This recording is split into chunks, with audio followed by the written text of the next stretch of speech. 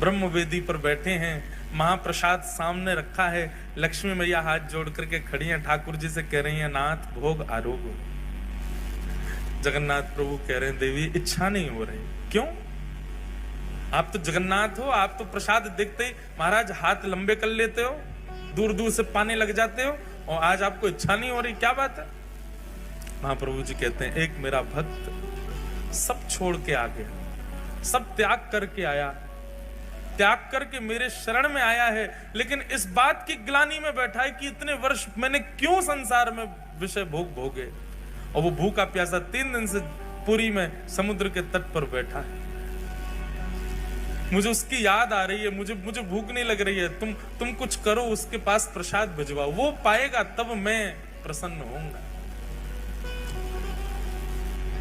लक्ष्मी जी ने स्वर्ण के थाल में महाप्रसाद को, सन्मुख का थाल जिसमें महाप्रभु जगन्नाथ भोग लगाते हैं, वही थाल जगन्नाथ जी के अधुरामृत से युक्त थाल एक बालक का रूप धारण करके माधवदास जी के पास ले जाया गया।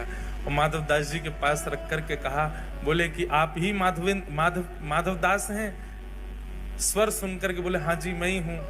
बोले, श्री ठाकुर जी ने आपके लिए प्रसाद भेजा है मंदिर से, पा लीजिए।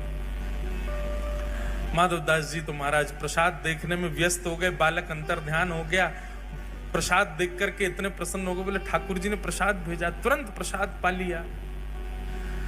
प्रातः काल होते ही मंदिर में थाल नहीं मिला, सब जगह हाहाकार मच गई, पुजारियों पर प्रश्न चिन्ह उठाने लगे। गजपति महाराज ने पुजारियों को खड़ा किया, थाल कहां गया ठाकुर जी का? सब बोले, हमने तो भीतर ही पधराया, पता नहीं कहां गया।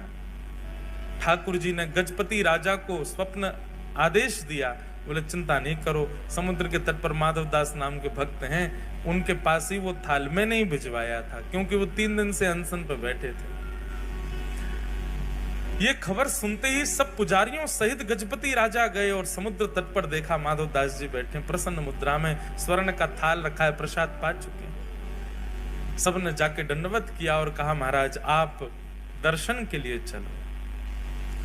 समस्त पुजारी और गजपति राजा माधवदास जी को लेकर के मंदिर में जैसे ही गए, मंदिर में माधवदास जी के प्रवेश करते ही ब्रह्मवेदी पर बैठे श्री जगन्नाथ झूमने लगे, ऐसे आनंदित होने लगे माधवदास को देख के।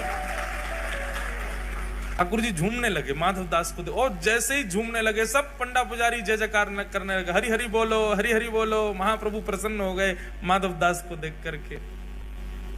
माधवदास जी ने प्रथम दर्शन किया श्री जगन्नाथ जी का।